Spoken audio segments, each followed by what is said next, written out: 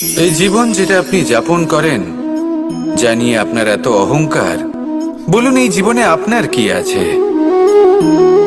আপনাকে জন্ম দিয়েছেন আপনার মাতা, তারপর আপনাকে হাঁটতে শিখিয়েছেন, কথা বলতে শিখিয়েছেন, ভাষা শিখিয়েছেন, আরো অনেক কিছুই শিখিয়েছেন আপনার গুরু বা আপনার মাতা পিতা অথবা এই সংসার। ব্যবসা, বাণিজ্য, এই সবকিছুর সাধন অন্য কেউ দিয়েছেন। ধন অর্জন করার সাধনও অন্য কেউ দিয়েছেন।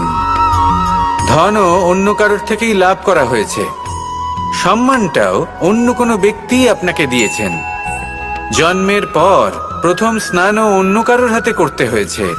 মৃত্যুর পরেও অন্তিম স্নানটাও অন্য কেউ করাবে। তাহলে এই সংসারে আপনার নিজের কি আছে?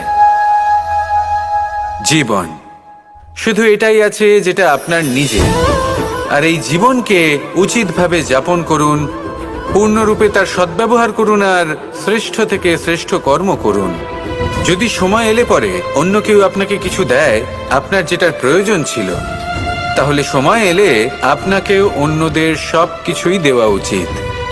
এই জীবনে যা কিছুই লাভ করেছেন তা উচিতভাবে ভালোবেসে উপভোগ করতে শিখুন, সবার মধ্যে ভাগ করে দিতে শিখুন।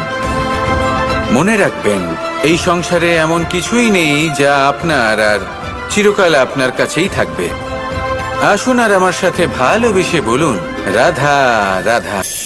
এই সংসারে এক, এই সংখ্যাটি অত্যন্ত শক্তিশালী। আপনি জীবন যাপন করেন একবার, জন্মগ্রহণ হয় একবার, মৃত্যু আপনি একবারই লাভ করেন। এই এক সংখ্যাটি অত্যন্ত গুরুত্বপূর্ণ। যদি আপনি এককে একের বিরুদ্ধে করে দেন, তাহলে সেটা হলো রাজনীতি। মানুষ সেখানে ষড়যন্ত্র করতে শিখে যায়।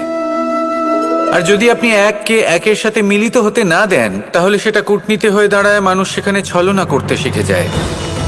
এবার যদি আপনি এককে একের সাথে মিলিত করে দুই করে দেন, তাহলে সেটা গণনীতি হয়ে দাঁড়ায়। মানুষ সংগ্রহ করতে শেখে, লাভ করতে শেখে।